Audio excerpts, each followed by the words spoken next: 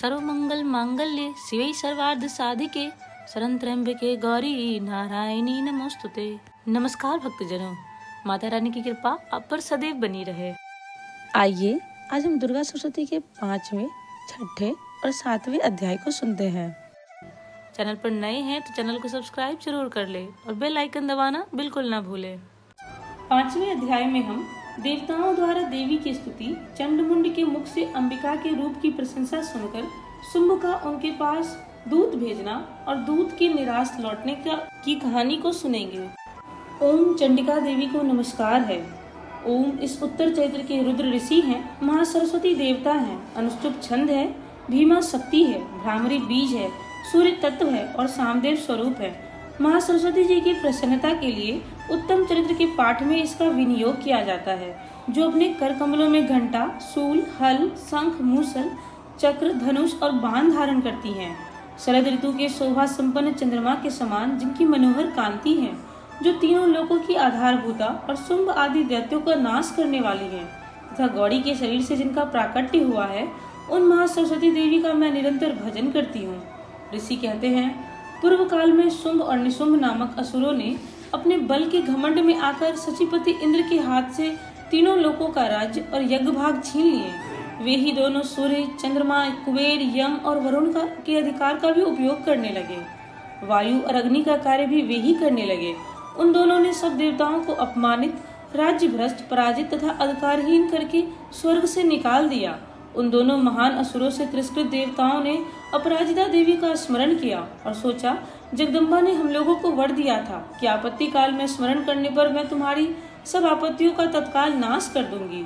यह विचार कर देवता गिरिराज हिमालय पर गए और वहां भगवती विष्णु माया की स्तुति करने लगे। देवता बोले, देवी को नमस्कार है, महादेवी शिवा को सर्वदा नमस्कार है, प्रकृति एवं भद्रा को प्रणाम है।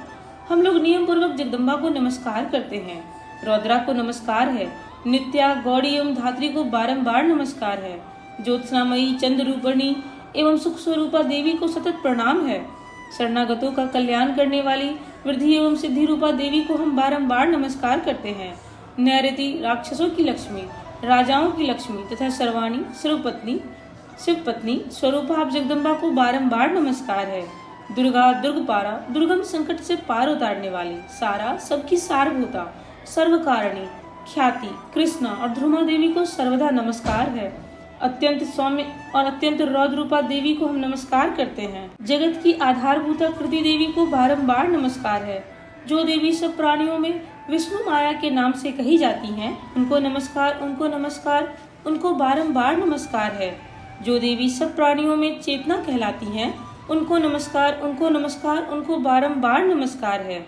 जो देवी सब प्राणियों में बुद्धि रूप से स्थित है, उनको नमस्कार, उनको नमस्कार, उनको बारंबार नमस्कार है। जो देवी सब प्राणियों में निद्रा रूप से स्थित है, उनको नमस्कार, उनको नमस्कार, उनको बारंबार नमस्कार है। जो देवी सब प्राणियों में क्षुधा रूप से स्थित है, उनको नमस्कार, उनको नमस्कार, उनको बारंबार नमस्कार है। जो देवी सब प्राणियों में छाया रूप से स्थित है, उनको नमस्कार, उनको नमस्कार, उनको बारंबार नमस्कार है।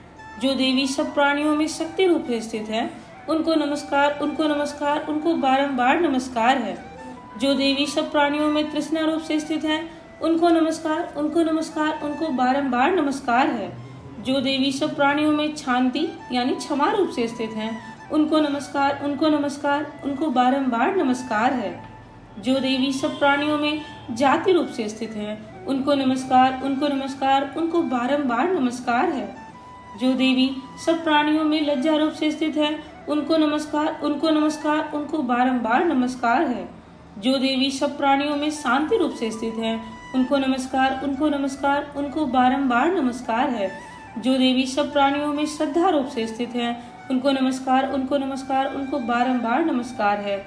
जो देवी सब प्राणियों में कांति रूप से स्थित है, उनको नमस्कार, उनको नमस्कार, उनको बारंबार नमस्कार है। जो देवी सब प्राणियों में लक्ष्मी रूप से स्थित है, उनको नमस्कार, उनको नमस्कार, उनको बारंबार नमस्कार है। जो देवी सब प्राणियों में वृत्ति रूप से स्थित है, उनको नमस्कार, उनको नमस्कार, उनको बारंबार नमस्कार है।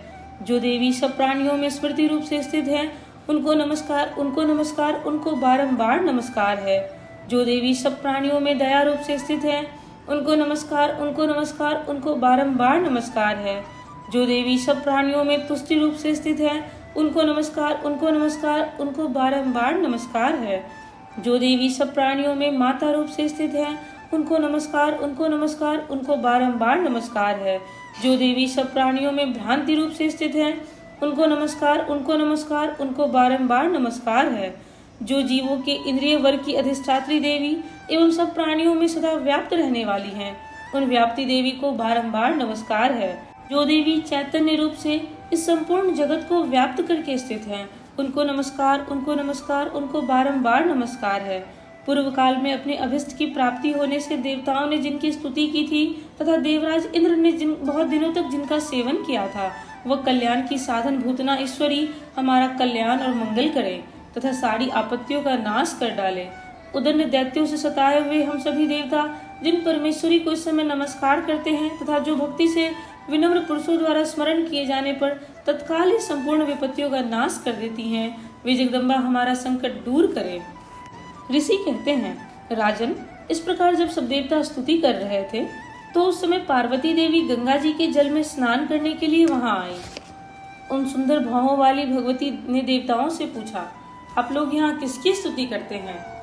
तब उन्हीं के शरीर कोश से प्रकट हुई शिवा देवी बोली, शुंभ दैत्य से तिरस्कृत और युद्ध में निशुंभ से पराजित हो यहाँ एकत्रित हुए ये समस्त देवता मेरी ही स्तुति कर रहे हैं।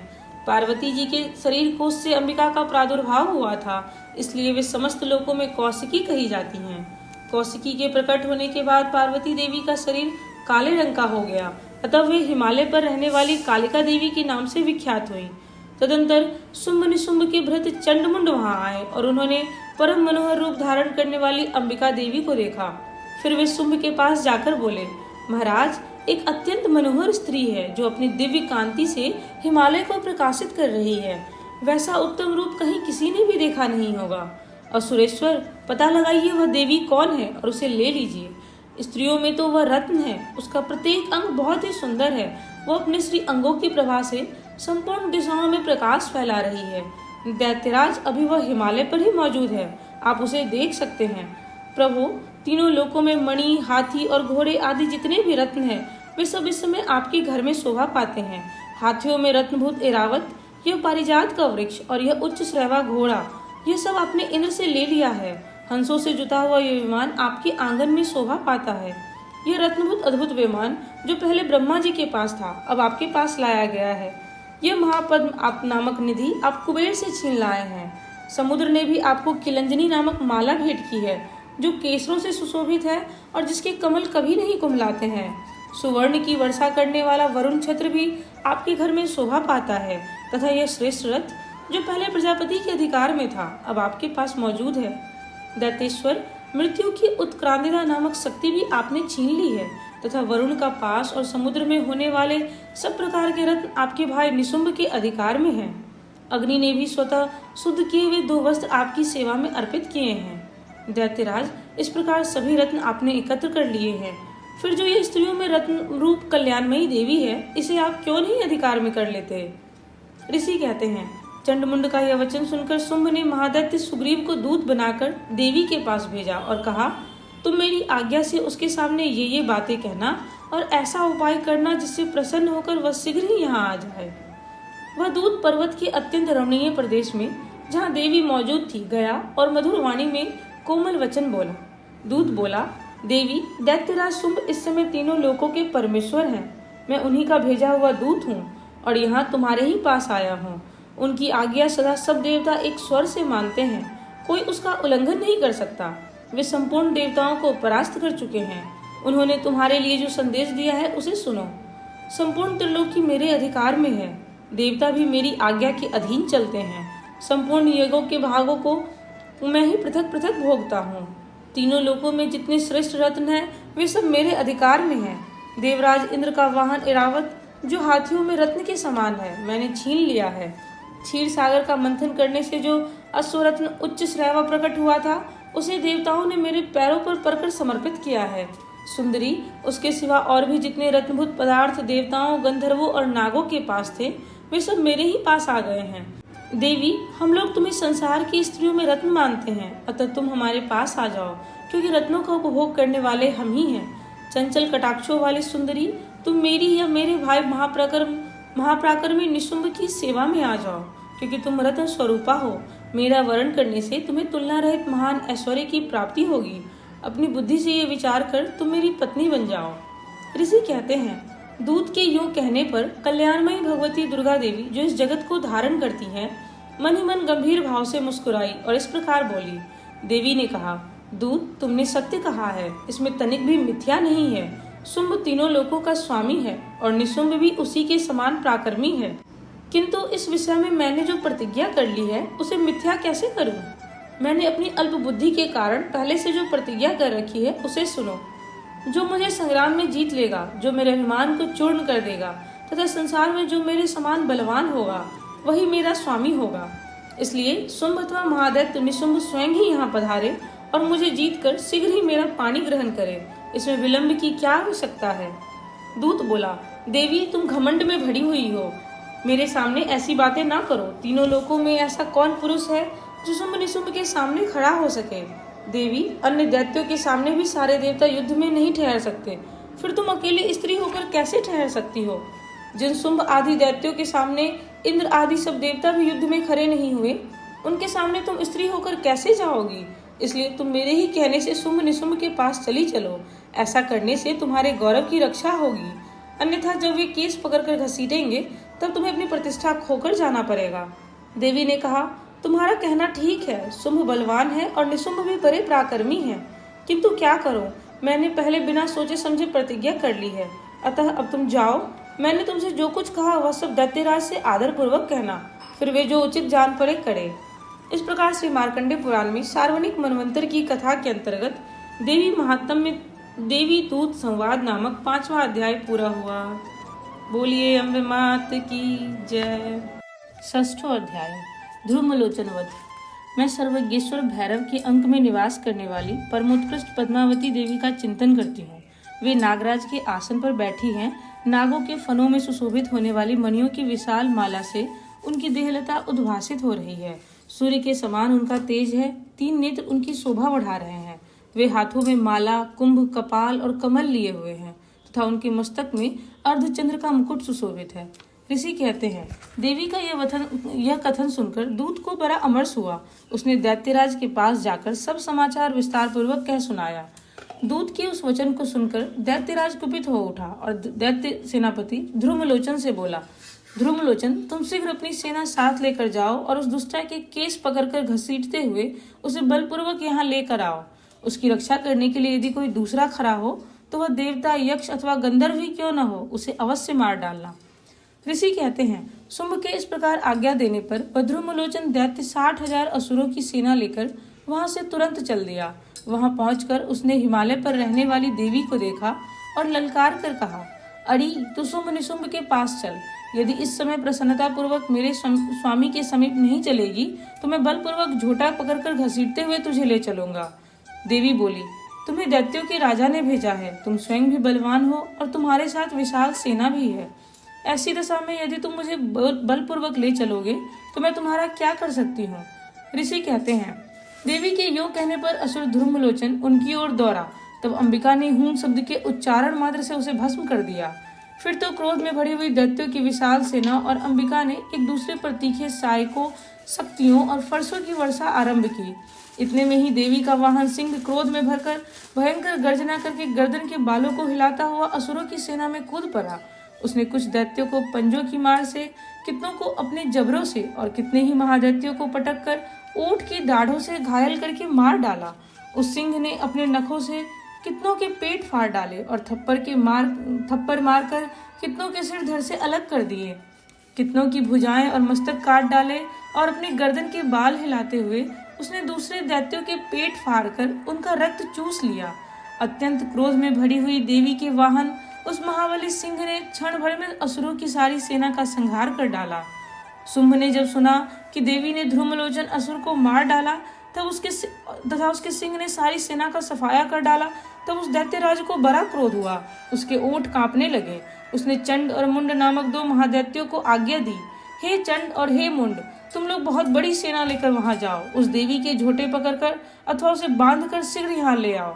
यदि इस प्रकार उसको लाने में संदेह हो तो युद्ध में सब प्रकार के अस्त्र शस्त्रों तथा समस्त आसुरी सेना का प्रयोग करके उसकी हत्या कर डालना। उस दुष्टा की हत्या होने तथा सिंह के भी मारे जाने पर उस अंबिका को बांधकर साथ ही लेकर शीघ्र लौट आना। इस प्रकार श्री मार्कंडेय पुराण में सार्वनिक मनवंतर की कथा के अंतर्गत देवी महात्म्य में ध्रुवलोचन वध नामक 6ठा अध्याय पूरा हुआ। जय। 7वां अध्याय चंड और मुंड का वध। मैं मातंगी देवी का ध्यान करती हूँ। वे रत्न में सिंहासन पर बैठकर पढ़ते हुए तोते का मधुर शब्द सुन रही हैं। उनके शरीर का वर्ण श्याम है। वे अपना एक पैर कमल पर रखे हुए हैं और मस्तक पर अर्धचंद्र धारण करती हैं तथा कलहार पुष्पों की माला धारण किए वीणा बजाती हैं। उनके अंग में कसी हुई चोली शोभा पा रही है। वे लाल रंग की साड़ी पहने हाथ में शंख में पात्र लिए हुए हैं। उनके वदन पर मधु का हल्का हल्का प्रभाव जान पड़ता है और ललाट में बेंदी शोभा पा रही है। ऋषि कहते हैं, तदंतर शुंभ की आज्ञा पाकर वे चंड मुंड आदि दैत्य चतुरांगनी सेना के साथ अस्त्र शस्त्रों से सुसज्जित होकर चल दिए। फिर गिरिराज हिमालय के सुवर्ण में ऊंचे शिखर पर पहुंचकर उन्होंने सिंह पर बैठी देवी को देखा। वे मंद मंद मुस्कुरा रही थी। उन्हें देखकर दैत्य लोग तत्परता से पकड़ने का उद्योग करने लगे। किसी ने धनुष तान लिया, किसी ने तलवार संभाली और कुछ लोग देवी के पास आकर खड़े हो गए। तब अंबिका ने उन शत्रुओं के प्रति बड़ा क्रोध किया। उस समय क्रोध के कारण उनका मुख काला पड़ गया, ललाट में भौहें टेढ़ी हो गई और वहां से तुरंत विकराल मुखी काली प्रकट हुई जो तलवार और पास लिए हुए थी। वे विचित्र खटवांग धारण किए और चीते की चर्म की साड़ी पहने नरमुंडियों की माला से विभूषित थी। उनके शरीर का मांस सूख गया था, केवल हड्डियों का ढांचा था जिससे वे अत्यंत भयंकर जान पड़ती थी। उनका मुख बहुत विशाल था, जीभ लपलपाने के कारण वे और भी डरावनी प्रतीत होती थी। उनकी आंखें भीतर को धसी हुई और कुछ लाल थी। वे अपनी भयंकर गर्जना से संपूर्ण दिशाओं को गुंजा रही थी। बड़े बड़े दैत्यों का वध करती हुई वे कालिका देवी बड़े वेग से दैत्यों की उस सेना पर टूट पड़ी और उन सबका भक्षण करने लगी। वे पाशर रक्षकों, अंकुशधारी महावतों, योद्धाओं और घंटा सहित कितने ही हाथियों को एक ही हाथ से पकड़कर मुंह में डाल लेती थी। इसी प्रकार घोड़े, रथ और सारथी के साथ रथी सैनिकों को मुंह में डालकर वे उन्हें बड़े भयानक रूप से चबा डालती थी। किसी के बाल पकड़ लेती, किसी का गला दबा देती, किसी को पैरों से कुचल डालती और किसी को छाती के धक्के से गिराकर मार डालती थी। वे असुरों के छोड़े हुए बड़े बड़े अस्त्र शस्त्र मुंह से पकड़ लेती थी और रोष में पड़कर उनको दांतों से पीस डालती थी। काली ने बलवान एवं दुरात्मा दैत्यों की वह सारी सेना रौंद डाली, खा डाली और कितनों को मार भगाया। कोई तलवार के घाट उतारे गए, कोई खटवांग से पीटे गए और कितने ही असुर दांतों के अग्रभाग से कुचले जाकर मृत्यु को प्राप्त हुए। इस प्रकार देवी ने असुरों की उस सारी सेना को क्षण भर में मार गिराया। यह देखकर चंड उन अत्यंत भयानक काली देवी की ओर दौड़ा तथा महादैत्य मुंड ने भी अत्यंत भयंकर बाणों की वर्षा तथा हजारों बार चलाए हुए चक्रों से उन भयानक नेत्रों वाली देवी को आच्छादित कर दिया। वे अनेकों चक्र देवी के मुख में समाते हुए ऐसे जान पड़े मानो सूर्य के बहुतेरे मंडल बादलों के उदर में प्रवेश कर रहे हो। तब भयंकर गर्जना करने वाली काली ने अत्यंत रोष में भरकर विकट अट्टहास किया। उस समय उनके विकराल वदन के भीतर कठिनता से देखे जा सकने वाले दांतों की प्रभा से वे अत्यंत उज्जवल दिखाई देती थी। देवी ने बहुत बड़ी तलवार हाथ में लेकर हंग शब्द का उच्चारण करके चंड पर धावा किया और उसके केस पकड़कर उसी तलवार से उसका मस्तक काट डाला। चंड को मारा गया देख मुंड भी देवी की ओर दौड़ा। तब देवी ने रोष में भरकर उसे भी तलवार से घायल करके धरती पर सुला दिया। महापराक्रमी चंड और मुंड को मारा गया देख मरने से बची हुई बाकी सेना भय से व्याकुल हो चारों ओर भाग गई। तदंतर काली ने चंड और मुंड का मस्तक हाथ में ले चंडिका के पास जाकर प्रचंड अट्टहास करते हुए कहा, देवी, मैंने चंड और मुंड नामक इन दो महापशुओं को तुम्हें भेंट किया है। अभी युद्ध यज्ञ में तुम शुंभ और निशुंभ का स्वयं ही वध करना। ऋषि कहते हैं, वहां लाए हुए उन चंड मुंड नामक महादैत्यों को देख कल्याणमयी चंडी ने काली से मधुरवाणी में कहा, देवी, तुम चंड और मुंड को लेकर मेरे पास आई हो, इसलिए संसार में चामुंडा के नाम से तुम्हारी ख्याति होगी। इस प्रकार श्री मार्कंडेय पुराण में सार्वनिक मनवंतर की कथा के अंतर्गत देवी महात्म्य में चंडमुंड वध नामक 7वां अध्याय पूरा हुआ। जय। परमेश्वरी, मेरे द्वारा रात दिन सहस्त्रों अपराध होते रहते हैं। यह मेरा दास है, यूँ समझकर मेरे उन अपराधों को तुम कृपा पूर्वक क्षमा करो। परमेश्वरी, मैं आवाहन नहीं जानती, विसर्जन करना नहीं जानती तथा पूजा करने का ढंग भी नहीं जानती, क्षमा करो। देवी सुरेश्वरी, मैंने जो मंत्रहीन, क्रियाहीन और भक्तिहीन पूजन किया है वह सब आपकी कृपा से पूर्ण हो। सैकड़ों अपराध करके भी जो तुम्हारी शरण में जा जगदम्ब कहकर पुकारता है, उसे वह गति प्राप्त होती है जो ब्रह्मादि देवताओं के लिए भी सुलभ नहीं है। जगदम्बिके, मैं अपराधी हूँ, किंतु तुम्हारी शरण में आई हूँ। इस समय दया का पात्र हूँ, तुम जैसा चाहो करो। देवी परमेश्वरी, अज्ञान से, भूल से अथवा बुद्धि भ्रांत होने के कारण मैंने जो न्यूनता या अधिकता कर दी हो वह सब क्षमा करो और प्रसन्न हो। सच्चिदानंद स्वरूपा परमेश्वरी, जगन माता कामेश्वरी, तुम प्रेम पूर्वक मेरी यह पूजा स्वीकार करो और मुझ पर प्रसन्न रहो। देवी सुरेश्वरी, तुम गोपनीय से भी गोपनीय वस्तु की रक्षा करने वाली हो। मेरे निवेदन किए हुए इस जप को ग्रहण करो, तुम्हारी कृपा से मुझे सिद्धि प्राप्त हो।